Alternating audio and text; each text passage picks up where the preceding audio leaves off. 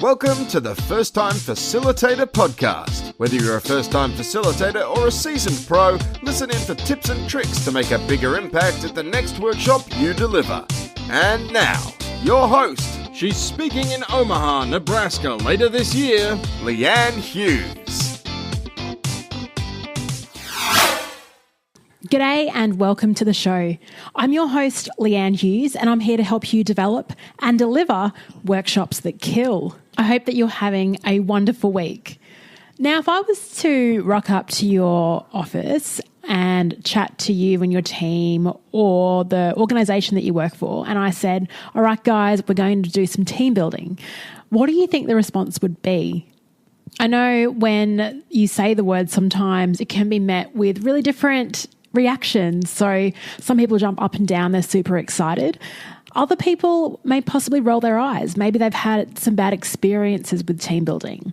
Whatever you think, I think team building is a really interesting concept. So I actually love team building and taking any opportunity I can, especially during work hours, to have fun with my peers. It seems though that over the years, team building has got a bit of a bad rap. So the other week, I posted an article in our Facebook group called The Flip Chart. The article was called Stop Wasting Money on Team Building. And we had some interesting responses from the group. So what do you think about it all?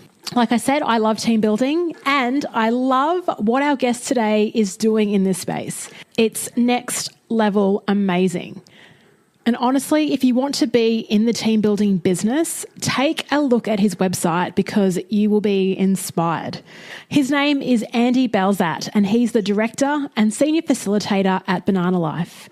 Andy has the ridiculously adventurous background of a movie character.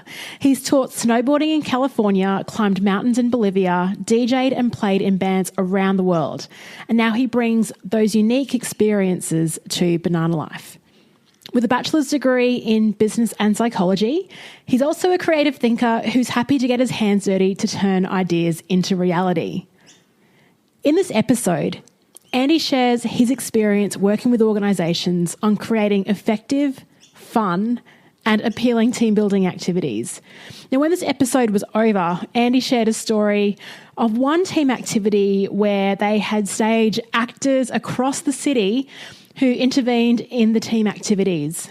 One example is a team opened a meeting room door and there was one of his actors staged playing Ron Burgundy, Mr. Anchorman himself, in their own office. That's so cool and so unexpected and X Factor.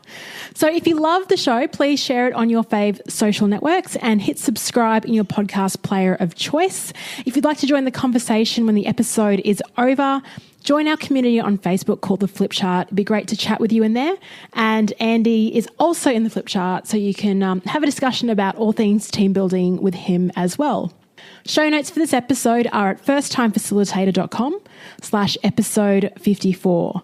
And also check out the show notes. I've got a few links there to some of Andy's content, including the icebreaker that he talks about towards the end of this episode.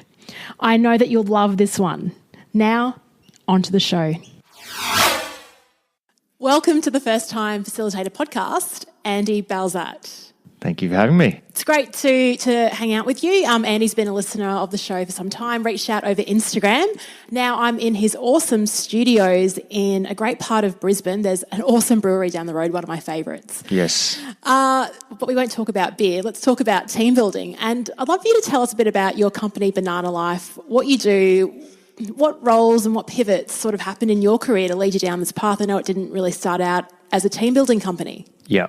So Banana Life started as a tourism business. So we used to take international travellers in their first week of coming to Brisbane and show them the banana life. And the best thing about Banana Life is it's appealing. And part of that whole sort of pun was showing people around and appreciating the outdoors and taking them to the beach and, spending a weekend with them. And the first time in Australia was, really exciting for them. And then we sort of realised, and given my background and study in HR and psychology and my experience in team building, that Banana Life was always going to be a corporate team building business. It was just a matter of time. because we ended up getting a lot of corporate requests for our Banana Life tours, and they're just going, wow, this looks great fun. Your vibe is great. How do we get involved? And we're like, what you need is structure, and what you need is activities, not just jump in the van and let's go to the beach and sightsee. Then we started developing more of our team building programs, and then we made the full switch about 3.5 years ago now.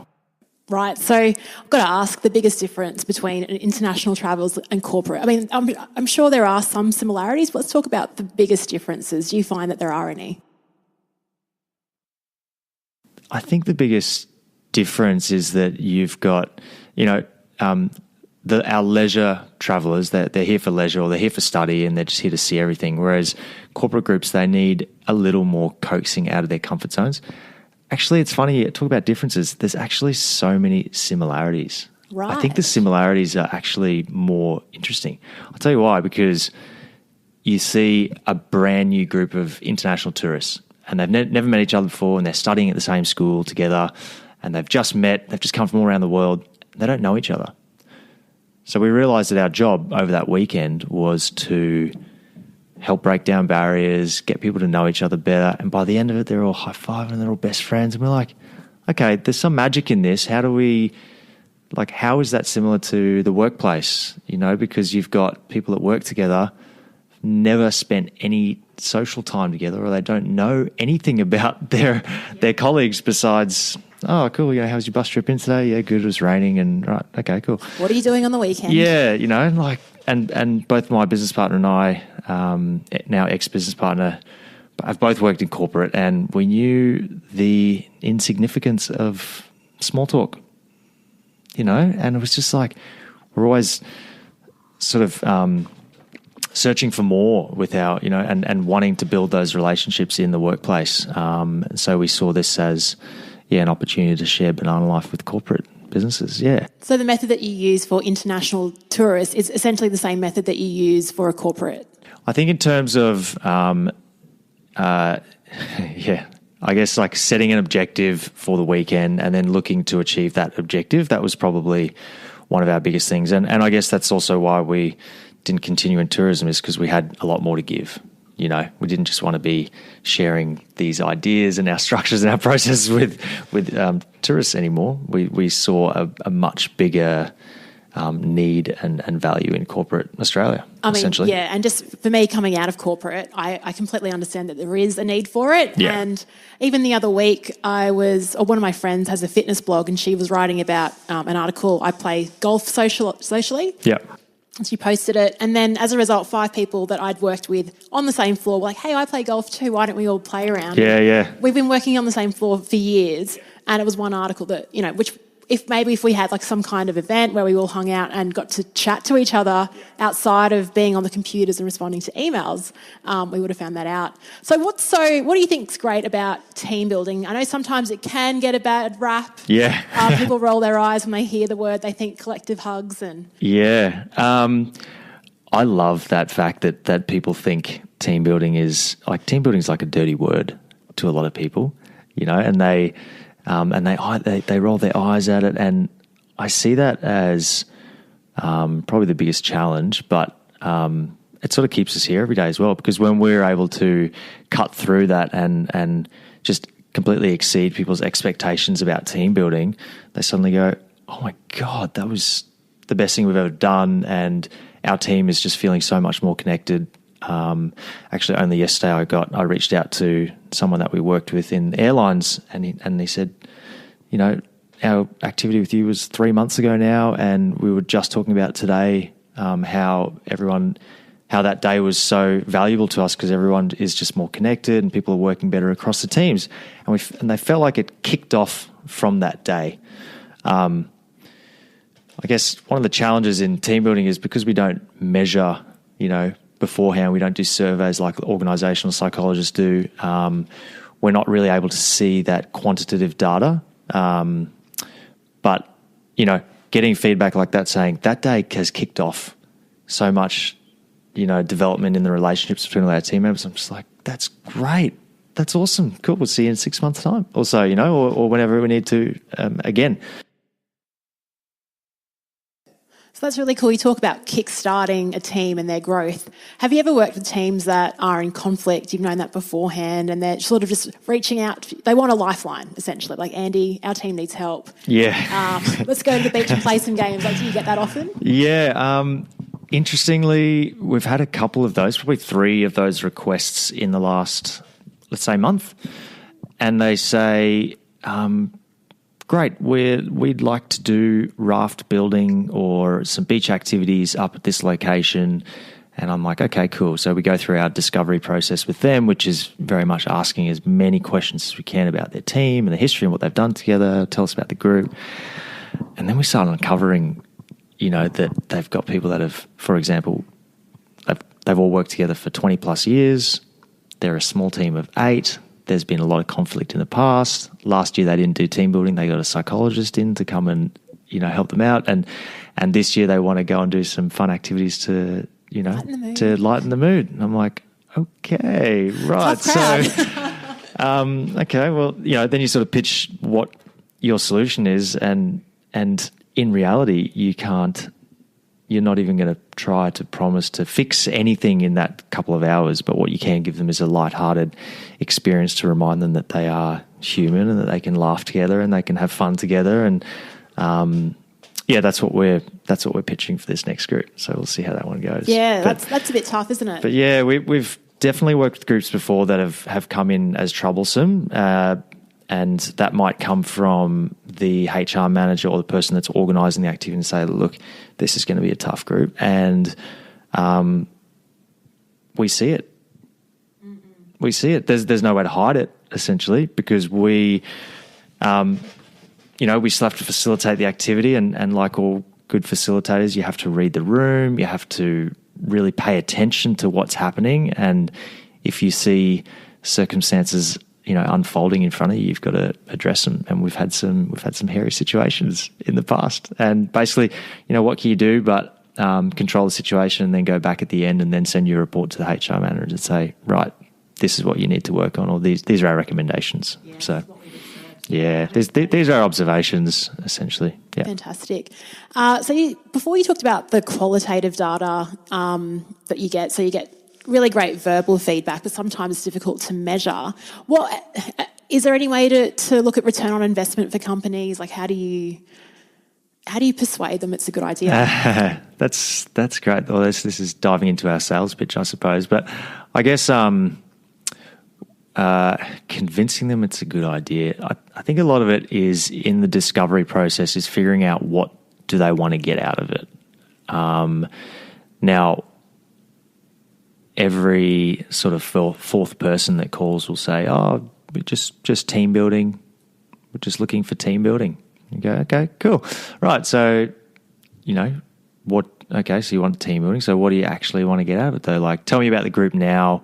What are the relationships like? Is it a new group? Have they all worked together for a long time? Is it senior leaders? Or, tell us a bit more, and then from there we can figure out that, hey, perhaps they've had a lot of turnover in the last 6 months, and it's actually about making sure that these 4 people that have just joined up feel part of the team again. Or maybe they've relaunched, or they want to get everybody on the same page and do some vision planning for the year, and that's what this team building activity needs to support. So, that's how we dive in. Using your questions. And I think at the beginning of the show we talked about the bad rap that team building has, but at the same time, it's got such a strong brand because people are calling you just asking for it, which is really interesting. It's really interesting, and it sort of doesn't sit right with me some of the time, to be honest. Yeah, I can be honest here, I guess, because people say, "Oh, we just want team building," and you go, "Okay, let's just give them team building,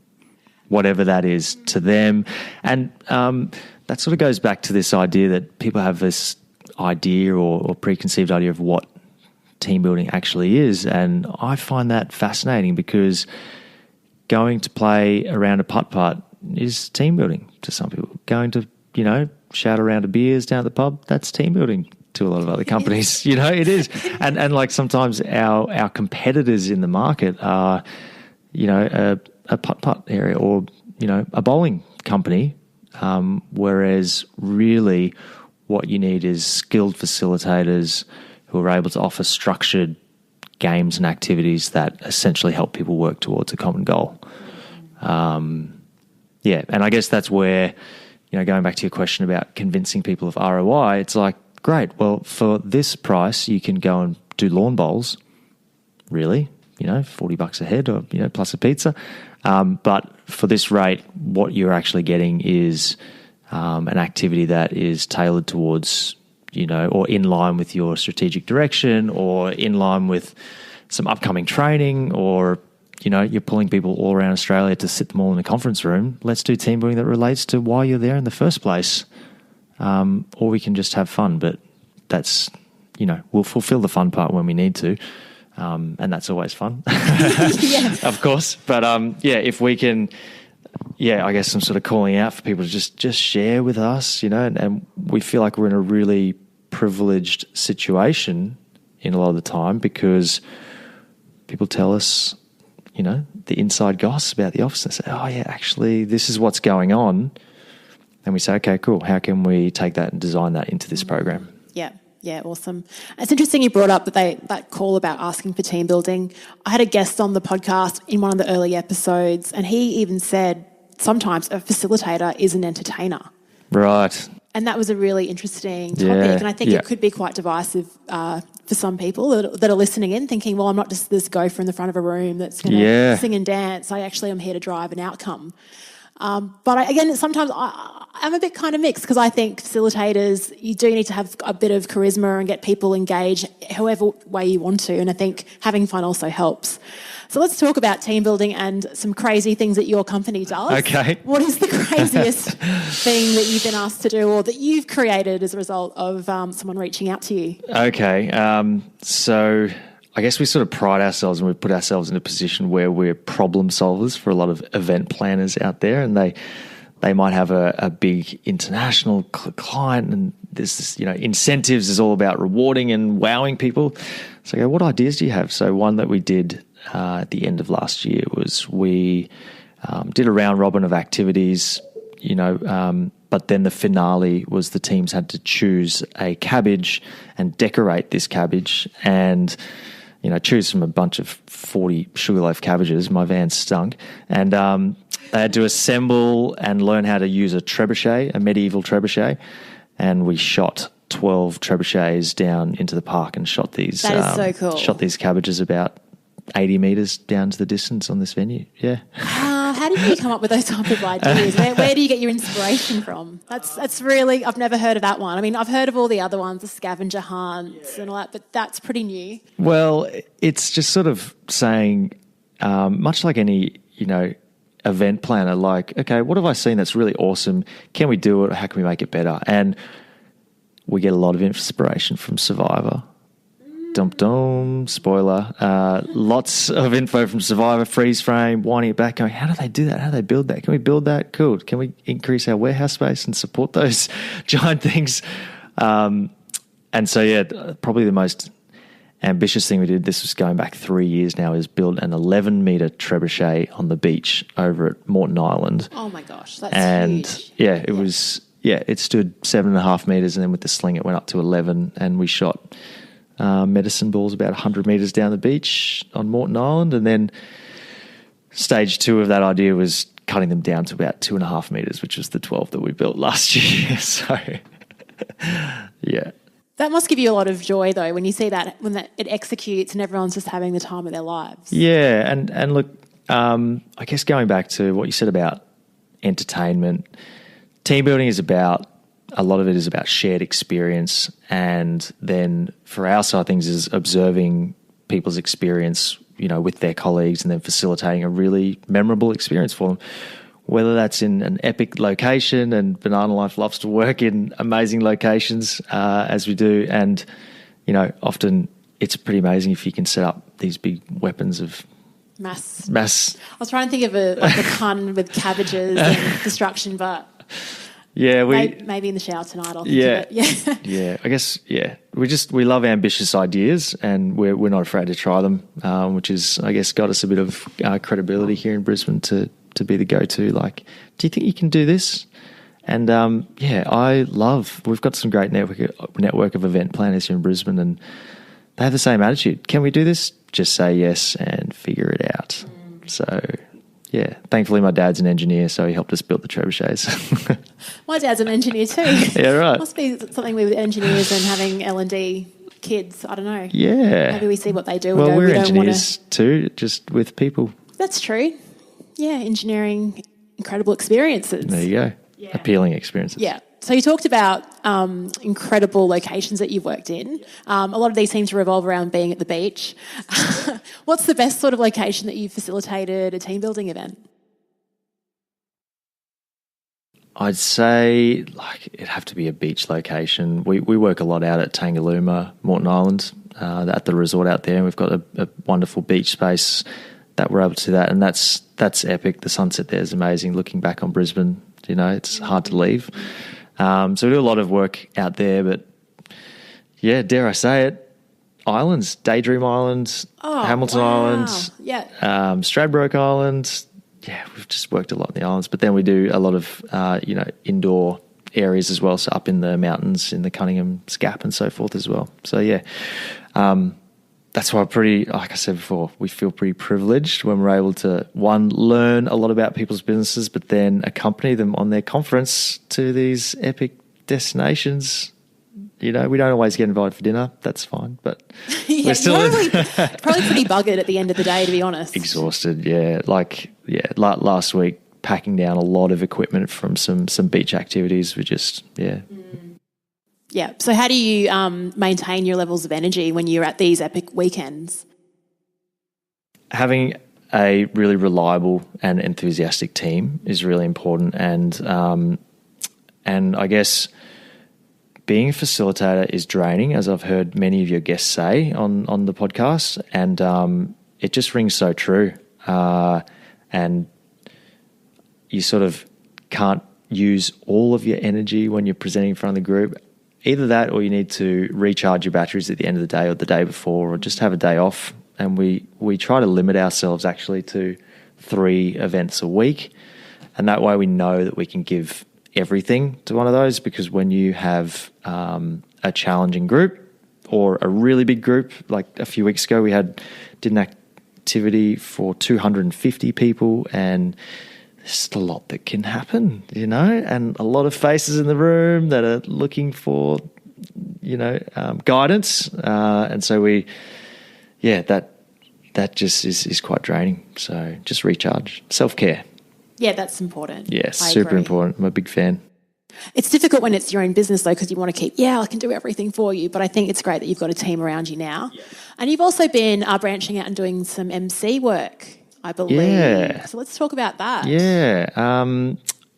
So towards the end of last year, I got a request from one of our clients to help as part of their all-staff day and to help them facilitate ideas for a reward and recognition program across the organisation.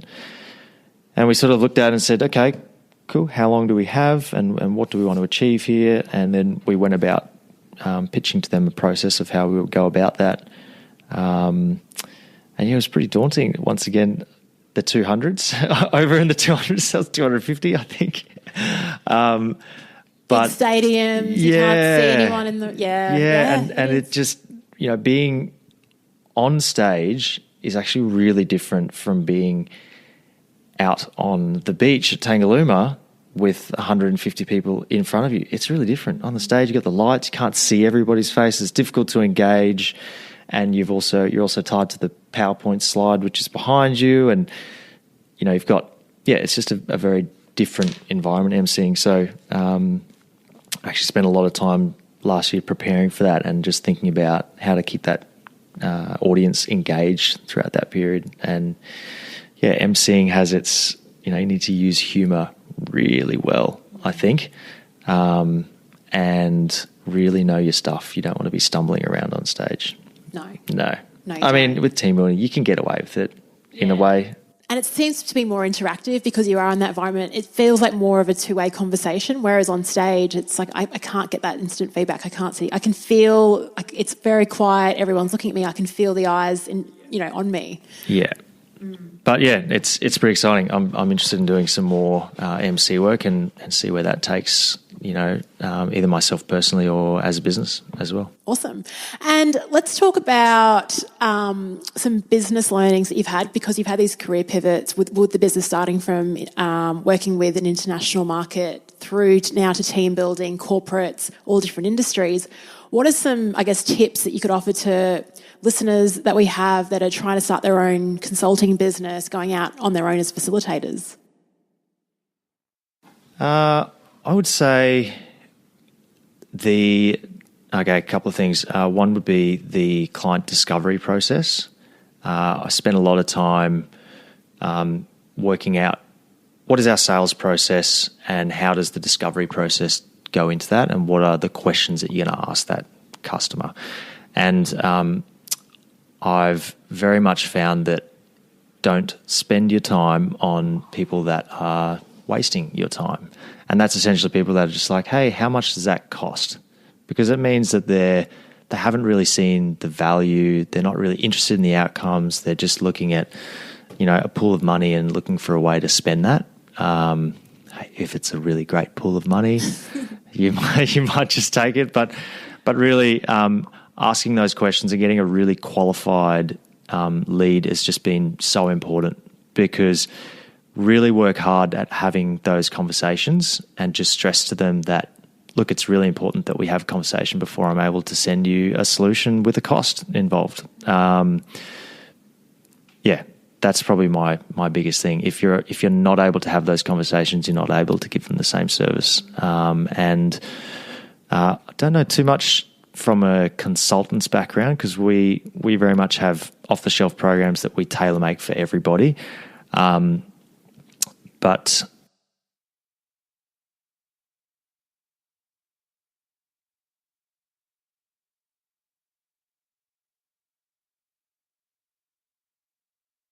just asking the right questions in the discovery process is the most important thing, and just figuring out how you can customize the activity to make sure you're working towards their goals. Otherwise, I think you're most likely wasting both parties' times. Yeah, and that's good. And it's an interesting question that you use to screen people out, that question, how much will it cost? You can quickly assess what the client really wants, and so that's good. What about advice for first-time facilitators? You probably going to have to look back a few years now to think about Andy in his early stages of facilitating these type of workshops. What kind of, resources helped you? What advice do you think you'd give your younger self? Advice I give my younger self: be really present with the room, and use pace to your advantage and pauses. When I discovered using a pause in a presentation, it changed everything, and I think you've touched on that as well. And the more I read about presenting and watching other presenters, the power of the pause is so important. Only last week, a few days ago, we had a group, 40 people. We're in a pub. There's people everywhere. There's a bit of background noise. Job in the world. A lot of people say that. And it was just really difficult to get everyone's attention. So just sort of stood in front of the group. And this is a tried and tested method, but you've got to have that presence. You've got to use your eyes. You've got to be fully present with your whole body, which is, standing there with confidence and looking around the room and just being really, quiet. Obviously, you're pausing, you're not saying anything, and just waiting to get everybody's attention. Because once you've got them, then they'll listen to what you have to say. If you can't grab them from the beginning, it's going to be quite difficult to get them again. So you just stood up in this pub and waited? Yeah. Just make sure you're in a nice visual position and just continually scan the room with eye contact, and you're just looking, and eventually you'll see one group of 3 or 4 people that are chatting. They'll see that you're waiting. You just give them eyes and you just keep looking around till everyone's quiet. That's worked really well. And then giving myself advice from 10 years ago. This is good. The use of the rest of your body to talk. We found that a lot with team building activities. People are expecting this highly energetic, enthusiastic person, and sorry to say, a lot of the time that is us. But it doesn't have to be. You can be really calm, collected, but so long as you're engaging people with, arm gestures and movement around the room, it's just, I think that's the best advice. Just don't stand still and keep yourself, wave those arms around. Wave those arms around, everyone. That's what you need to do. Yeah. Just on the topic of engaging people, again, this is a question that Ken's with some of the guests I've had on the show, is some people love icebreakers, some people don't like icebreakers. Where do you stand on that, and do you have a favourite icebreaker? I stand on the side of go for the icebreaker. I thought you would. Why? Because it's cheesy and it's cliche, and that's what team building's all about, really. No, but I've got a really great icebreaker which I'd love to share with everyone, and I challenge you to test it because I've tested it firstly on a group of 10 and then on a group of 150 and recently 250, and it creates this energy and excitement in the room, which is where you want them to be for a Banana Life team building activity. Maybe not for your workshop, but it's called story time. You pair up with somebody next to you, and one person is going to start the story. It's like an improv game with, let me tell you a story. So the other day I woke up and, I reached over and, smashed the alarm clock down. The other person you pair, they're giving you a word, any word, a random word, every sort of third heartbeat, just sort of banana, rainbow, automobile, cafe. And your job is to continue telling your story, use that word, and continue that story. So keep the story going. So you go for about 60 seconds. And the idea is that you don't want people to put any filters in. The idea is for people to just think creatively, say the first thing that comes to mind, and just be really random with their thoughts. And you'll be surprised what people say. And I generally like to start the room with say, look, I've just met you, but this is a safe space, right? This is a safe space. We can say what we want. We can say what's in our minds. Okay, cool, great. Well, I'm gonna start off with something called story time. I'm going to demonstrate it with a partner or volunteer, and then get everyone to do that back. So yeah, run the activity for 60 seconds, maybe a little bit longer. I suggest you walk around the room and just sort of listen in and see how people are going. Stop the room, and then switch it over. So the person that's now telling the story, that was telling the story, is now giving them words. And they're going to be really mean to the person. Yeah, to them. And like it just, we film a lot of these icebreakers because it just like the energy lifts, everyone's smiling and just like hands in their mouth, just rolling over in laughter at, how absurd their teammates are, essentially.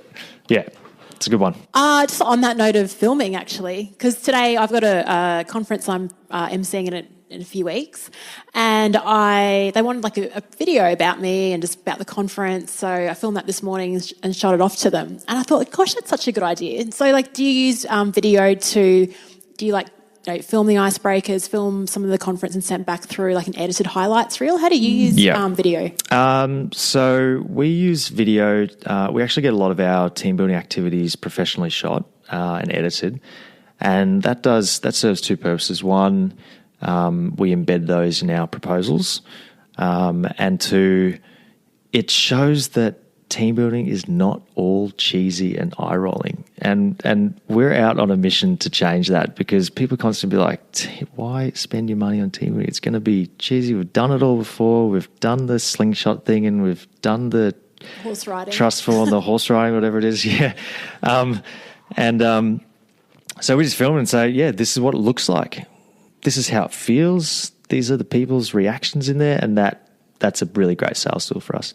The other way we use video is we send a personal video message across to every proposal that we send out.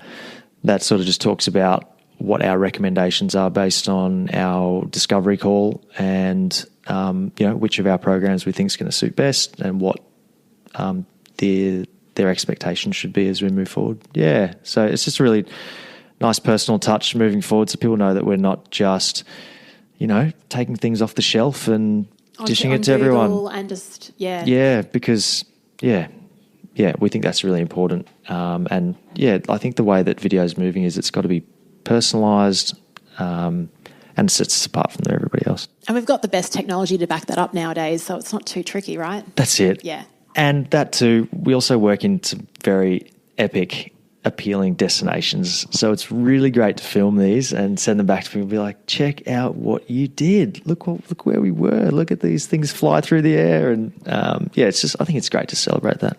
Andy, congratulations on all that you do and on your mission to rebrand those words, team building. I think you're doing an epic job. And thanks. If people want to see what you do, watch some of the videos, where can they go? Sure. Just search Banana Life, 2 words, on YouTube. Don't be surprised at what else pops up when you type in Banana Life, but maybe Banana Life Team Building or Banana Life Brisbane. You can check out our website, bananalife.com.au, and you can check out most of our videos on there, or please do connect with me on LinkedIn also. Awesome. Thank you so much for sharing all of your knowledge that you've gained over the last sort of decade, and all the best in the future. Thanks very much. Thanks for having me. Thanks so much for tuning in to First Time Facilitator. If you like the episode, please share it with your mates or subscribe to the podcast feed in iTunes. Till next time,